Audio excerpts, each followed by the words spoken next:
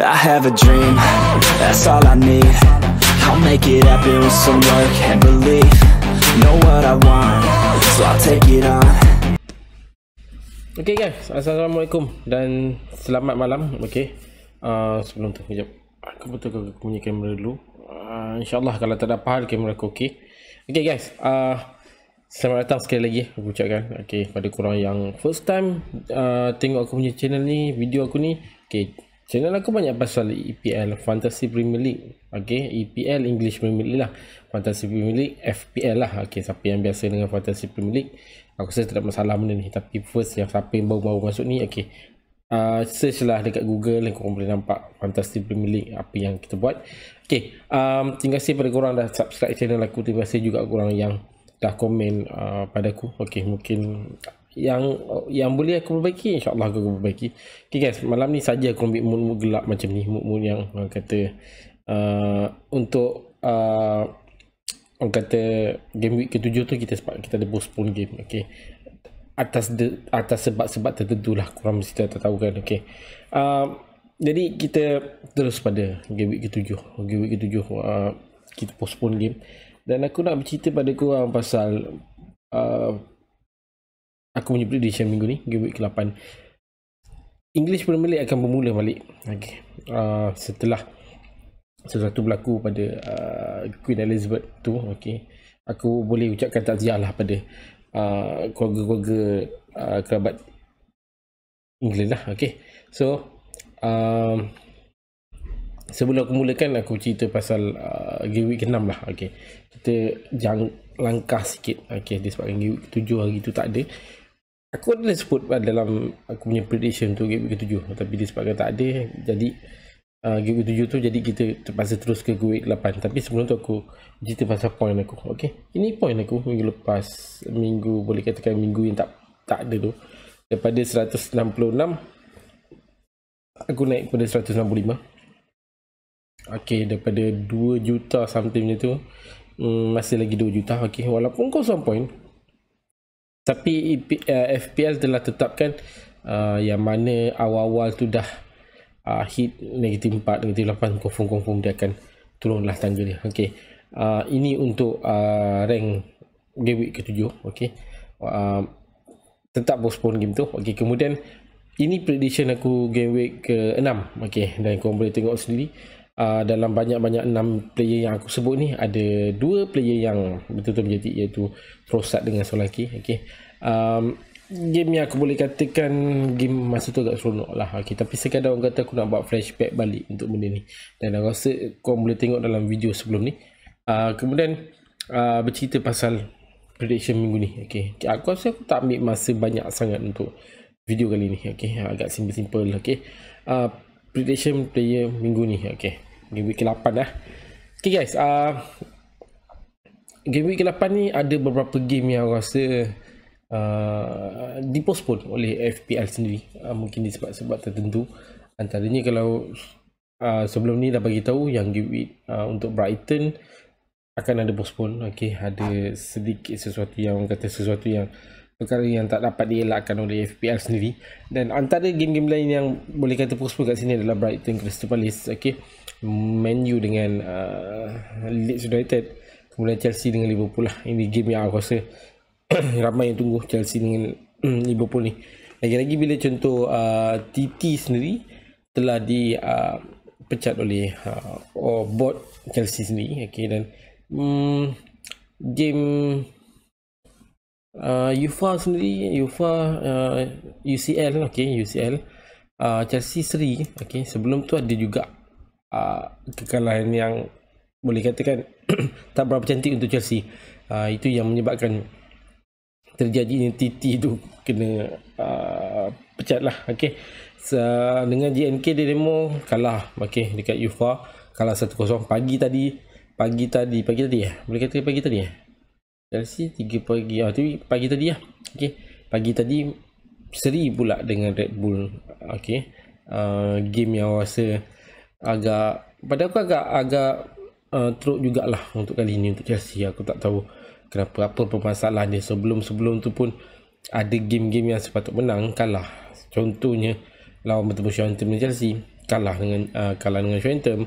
Kemudian dengan Leeds game sebelum tu main dekat away kalah 3-0, siap ada kad merah lagi. Lawan dengan Spurs pun ada game yang kena kad merah, TT sendiri pun kena kad merah.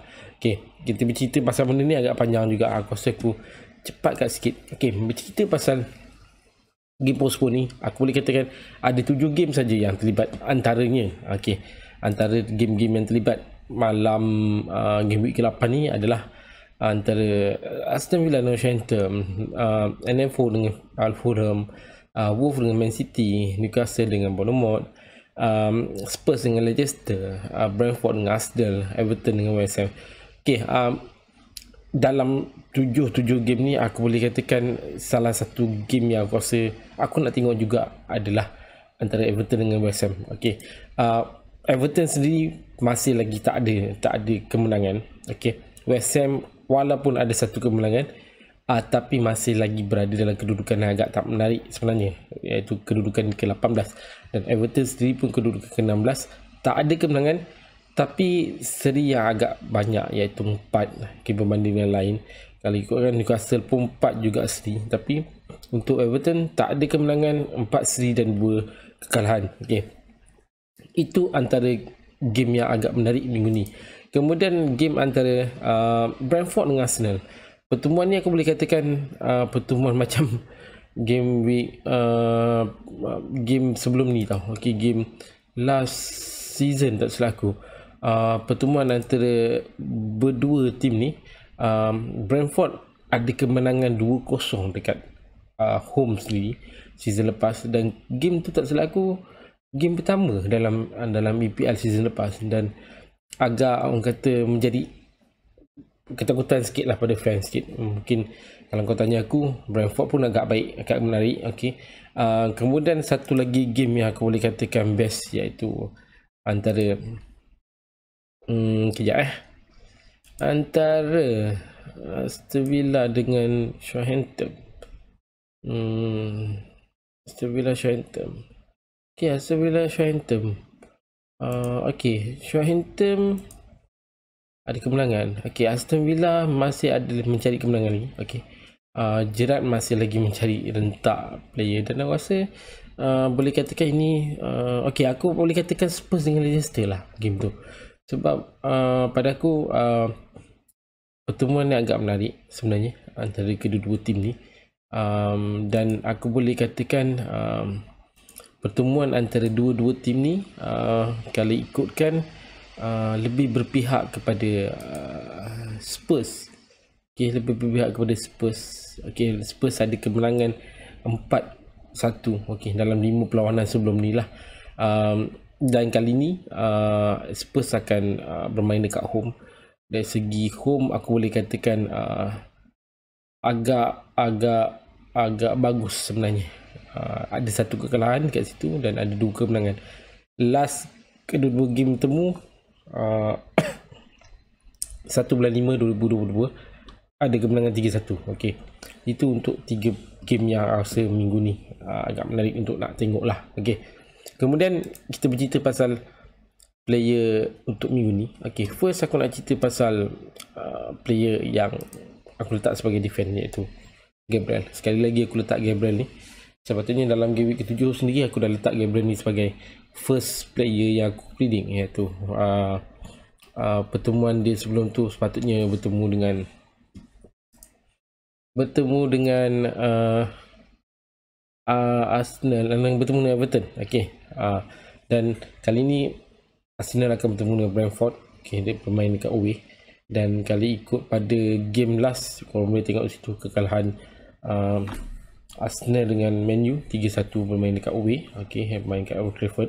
1 point untuk Gabriel. Okay, dan kalau ikut game minute play pun agak tinggi. Memang memang sentiasa main 90 minit, dan ada 3 gol conceded kat situ. Kalau ikutkan negatif 1 dah confirm lah. Dari segi statistik aku rasa tak kata menarik sangat, tidak lah.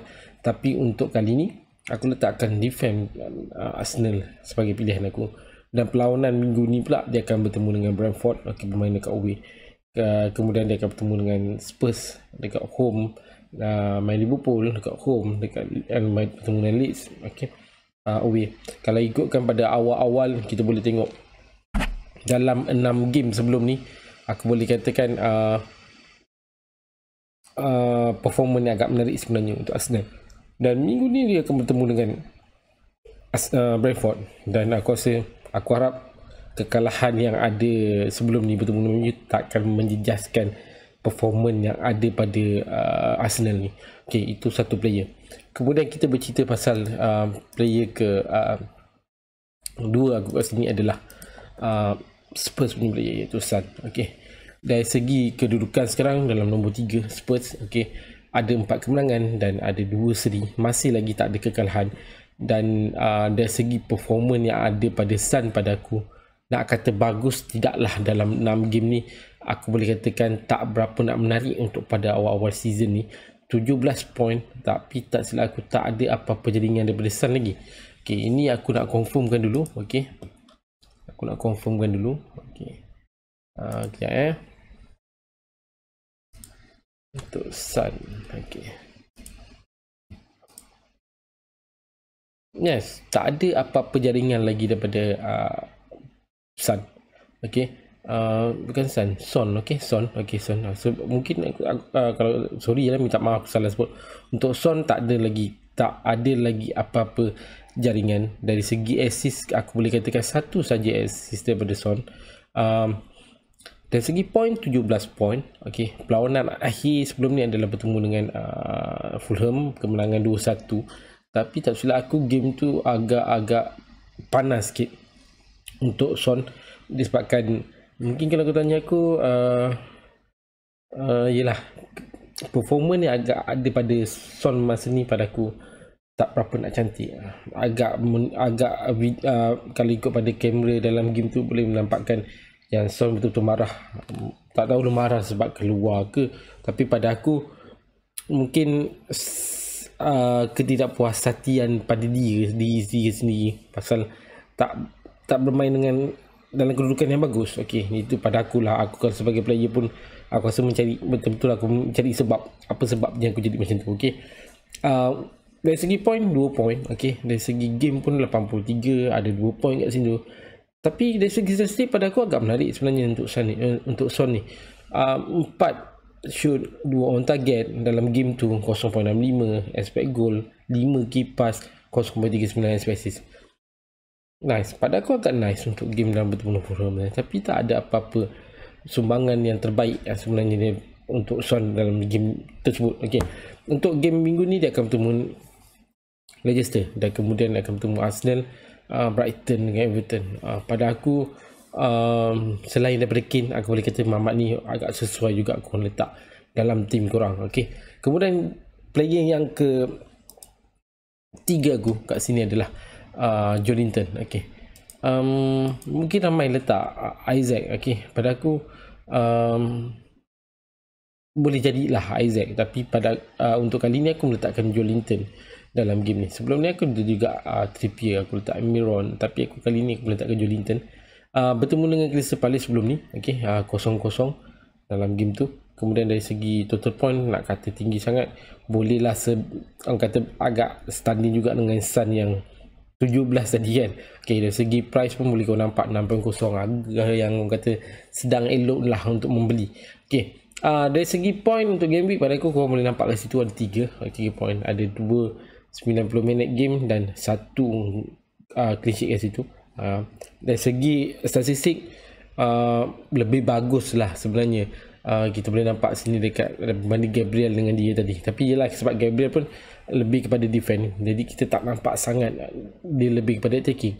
Sebab kalau korang tengok statistik defend, korang boleh nampak yang Gabriel lagi bagus lah daripada Joelinton. Okey, itu yang kita boleh nampak. Tapi aku banyak fokus pada bahagian-bahagian yang sentiasa kita akan dapat point.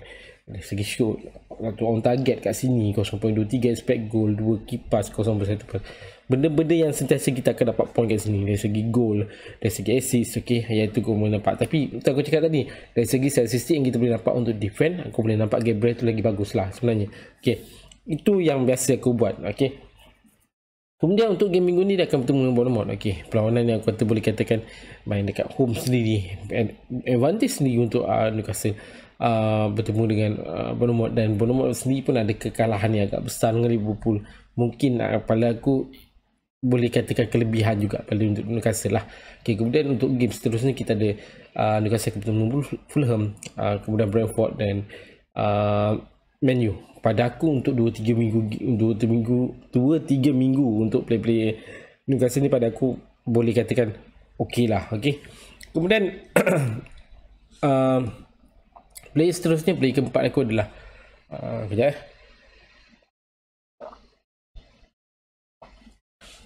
Okey, player keempat kat sini aku adalah Gordon. Okey. Player yang aku rasa boleh katakan season lepas berada dalam kedudukan midfield, ada yang orang kata aku boleh kata performance dia agak bagus sebenarnya season lepas. Okay. Berbanding kali ni, bukan nak kata tak bagus, cuma lebih dibawa ke depan sedikit. Mungkin kalau kau tanya aku, mungkin disebabkan Everton sendiri masih lagi mencari player forward yang ada. Calvin Lewin tak silap aku injured. Okay. Richarlison sendiri pun dah tak berada dekat Everton, dah bermain dekat Spurs. Okay. Rondon pun tak berapa nak cantik. Maupay pun, ni tak silap aku Maupay Brighton tak silap aku. Okay. Maupay pun baru masuk. Kita nak tengok juga macam mana, sebab sebelum ni bertemu dengan Liverpool dapat 2 poin. Aku rasa minggu ni kalau boleh tengok, kita boleh tengoklah Maupay tu. Okay, Gordon akan kembali kepada position sebelum ni, iaitu midfield. Okay. Dan kalau ikut game yang last, aku confirm dengan Liverpool punya game sebelum tu, line up Everton sendiri pun Gordon berada di bahagian kiri dan Maupay di bahagian tengah. Jadi kalau boleh dapat 4-3-3 yang digunakan untuk lempar dalam game tu. Okay. Untuk bertemu dengan minggu ni, bertemu dengan West Ham, mungkin ramai meletakkan Bowen pada aku. Tapi aku twist sikit. Okay, twist sikit, iaitu aku memilih player Everton. Okay. Dari segi point, dari segi price, aku rasa agak murah lah, 5.5. Total point kat sini 22. Liverpool bertemu 0, okay, 0-0. Okay, 3 point kat situ. Ada 81 minute play, kemudian ada 1 clean sheet kat situ. Okay, disebabkan 0-0 game tu kan, boleh nampak lah clean sheet kat situ. Okay, dari segi target shoot, sebelum masuk Maupay tu, aku rasa dia punya shoot, dia punya on target shoot agak tinggi.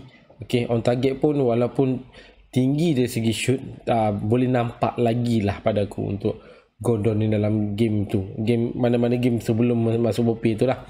Okay, kita boleh nampak yang statistik untuk Gordon agak tinggi sebenarnya. Okay, jadi kali ni aku letakkan Gordon. Okay.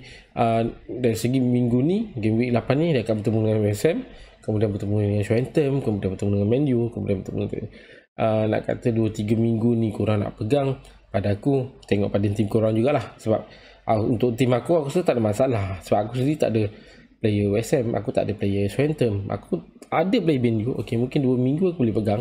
Okay, itu untuk Gordon. Dan player ke 5 kat sini, aku boleh katakan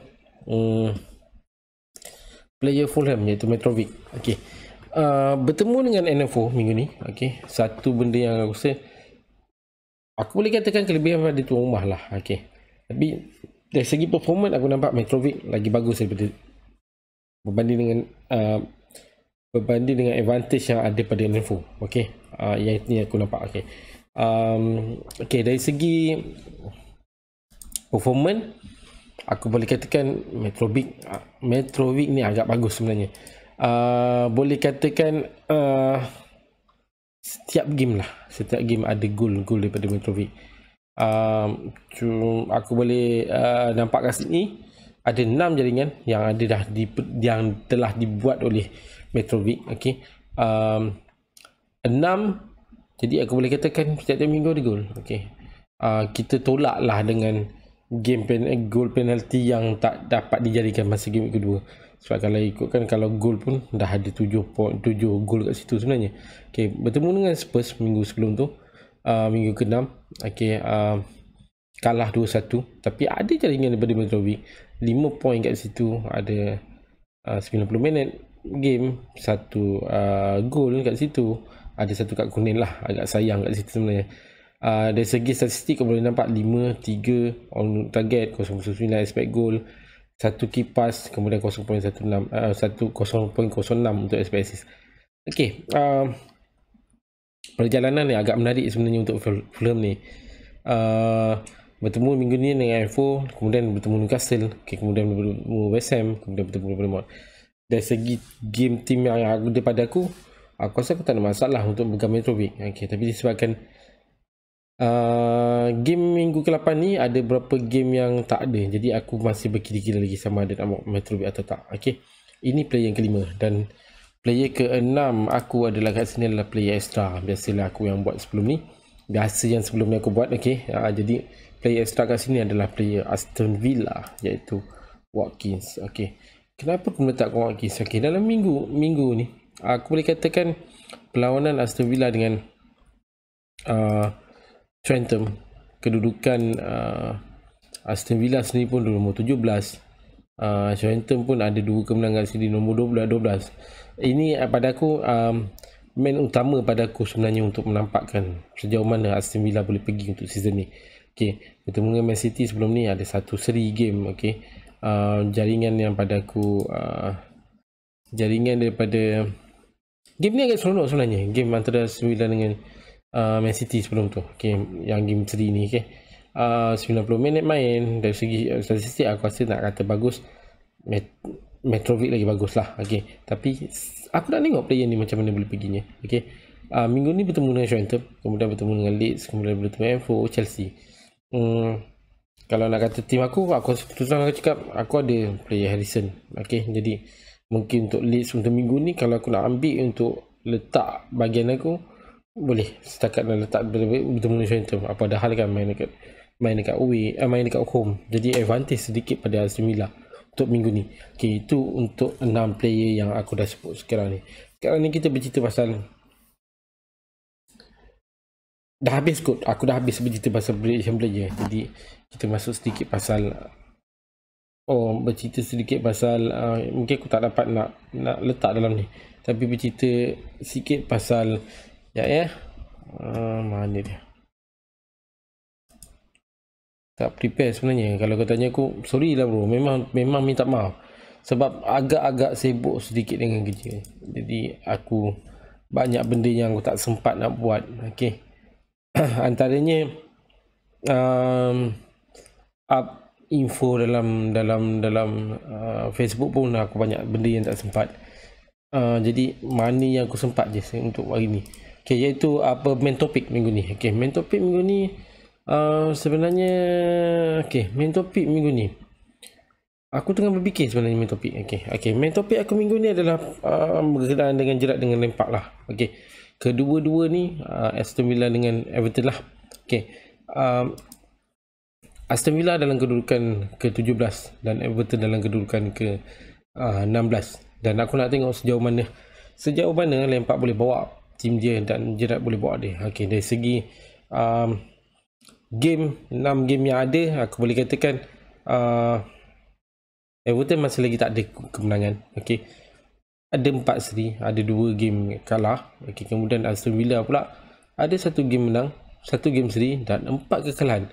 Agak-agak teruk sebenarnya. Jadi sejauh mana korang boleh nak pegang player Aston Villa, korang nak pegang player Everton. Dari segi aku boleh nampak sini, Everton agak menarik sebenarnya untuk pegang-pegang player dia.